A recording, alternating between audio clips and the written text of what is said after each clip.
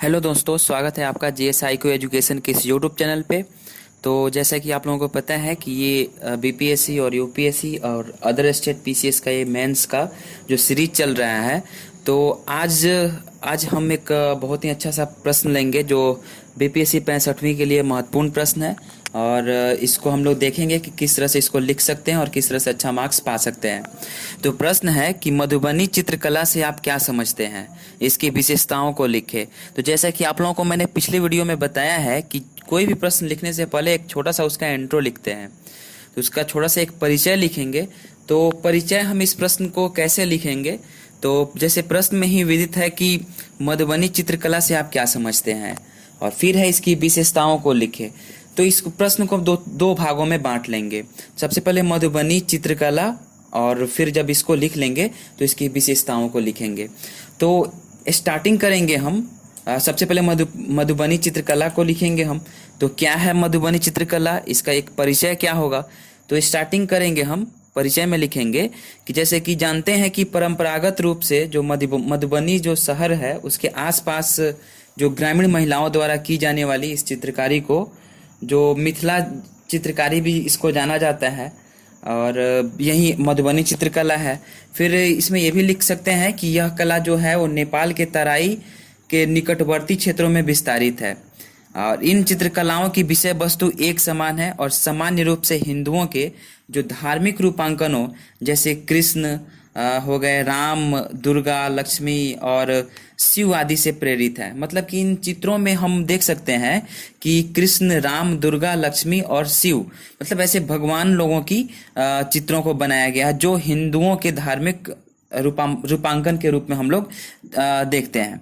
और इन चित्रकलाओं के चित्र सांकेतिक के रूप में है, मतलब ये जो चित्रकला की गई है ये सांकेतिक रूप में है। जैसे कि हम उदाहरण स्वरूप देख सकते हैं कि मछली, अगर मछली का चित्र बनाया गया है तो इसका मतलब ये है कि मछली जो है वो सौभाग्य और जनन क्षमता का मतलब महत्वपूर्ण उदाहरण है, या फिर जनन क्षमता का घोतक है। ठीक है, इस कला को अब हम ये भी लिख सकते हैं कि इस कला को मतलब बांटा भी गया है, या फिर कितने प्रकार के इस कला कितने प्रकार के होते हैं।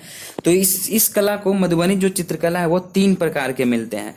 एक होता है भित्ति चित्र होता है, और एक होता है अरिपन होता है, और पट्टचित्र होता है। तो या तो आप लोग इसको मतलब थोड़ा थोड़ा इसके बारे में भी लिख लेंगे तो और भी ज्यादा आकर्षक हो जाएगा। क्योंकि 36 नंबर का प्रश्न होता है तो इसको लिखना जरूरी है। तो हम लिख सकते हैं इसे भित्ति चित्र लिख करके और डैश दे देंगे, और उसके बाद इसमें लिख सकते हैं कि इसके तहत जो घर की सजावट जो है वो धार्मिक चित्रों के माध्यम से की जाती है। भित्ति चित्र, भित्ति का मतलब दीवार हो गया, और उस दीवार पे जो चित्र बनाया जाता है उसको क्या वो धार्मिक सजावटों के माध्यम से की जाती है। जो सजावट की जाती है वो धार्मिक चित्रों के माध्यम से की जाती है। जैसे कि हम देखा जाता है कि इसमें राधा कृष्ण हो गए, शिव पार्वती हो गए, और लक्ष्मी विष्णु का जो अंकन इसमें मुख्यतः रूप से पाया जाता है, या मुख्यतः रूप से देखने को मिलता है। भित्ति चित्र जो होता है वो एक दूसरे रूप में अंदरूनी कमरे, जैसे कमरे के अंदर और कोहबर की दीवारों व उसके कोनों पर अंकित होते हैं। ठीक है, और फिर इसमें ये भी लिख सकते हैं कि यहाँ पशु पक्षी के चित्र भी होते हैं। जैसे कि हम देख सकते हैं कि जो सिंह जो होता है वो शक्ति का प्रतीक होता है, और हाथी घोड़ा जो है वो ऐश्वर्य का प्रतीक है, और जो सूर्य चंद्रमा है वो दीर्घायु होने का प्रतीक है। ठीक है, मतलब अटल होने का प्रतीक है। आप ये लिख देंगे। दूसरा फिर है, जैसे बताया था मैंने कि दूसरा में अरिपन होता है, तो अरिपन के बारे में भी हम लिख सकते हैं। तो अरिपन क्या होता है, तो यह जो होता है वो महिलाओं के द्वारा घर के जो आंगन होते हैं या फिर चौखट जो होते हैं उसके सामने बनाया जाता है। और अरिपन में हम देखते हैं कि इसमें जो पीसे हुए चावल होते हैं, फिर पानी और विभिन्न रंगों को मिलाकर इससे जो चित्र बनाया जाता है उसको अरिपन के रूप में हम लोग जानते हैं। इसको भी छोटा सा मतलब इसका भी लिख लेंगे। फिर उसके बाद से फिर तीसरा थर्ड पॉइंट है पट्टचित्र। ठीक है, तो पट्टचित्र में हम क्या लिखेंगे, तो इसमें होता क्या है, पट्टचित्र होता क्या है, तो किसी व्यक्ति का जो चित्रांकन जो होता है उसके शारीरिक सौंदर्य पर ध्यान देने की बजाय क्या किया जाता है कि उसके भेद को अंकित करने के साथ होता है।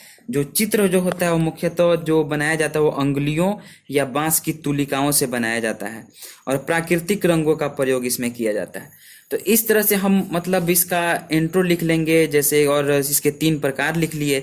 एक में है भित्ति चित्र, दूसरा में अरिपन, और तीसरा में है पट्टचित्र। तो इसको लिख लेने के बाद में हम क्या करेंगे, एक छोटा सा पैराग्राफ चेंज करेंगे और पैराग्राफ में जो प्रश्न का जो अगला डिमांड है, जैसे कि इसकी विशेषताओं को लिखें, तो इसकी विशेषताओं जैसे लिख देंगे हम, पैराग्राफ चेंज करके लिखेंगे कि मधुबनी चित्रकला शैली की निम्नलिखित विशेषताएं हैं। तो विशेषताएं में हम पॉइंट वाइज लिख सकते हैं, पैराग्राफ करके लिख सकते हैं। तो लिखेंगे इसमें हम कि इस शैली के जो विषय है वो मुख्यतः धार्मिक है, जैसा कि मैंने पहले भी बताया। इसके अलावा इसमें कुल देवता सूर्य हो गए, चंद्रमा और तुलसी का पौधा और विवाह आदि के दृश्यों का चित्रांकन किया जाता है इसमें। जैसे कि डोली में डोली का बना दिया जाता है फोटो। तो इस तरह से मतलब ये पॉइंट हम लिख सकते हैं। फिर अगला पॉइंट इसमें ये भी लिख सकते हैं कि जो मतलब इसमें चटक रंगों का प्रयोग किया जाता है।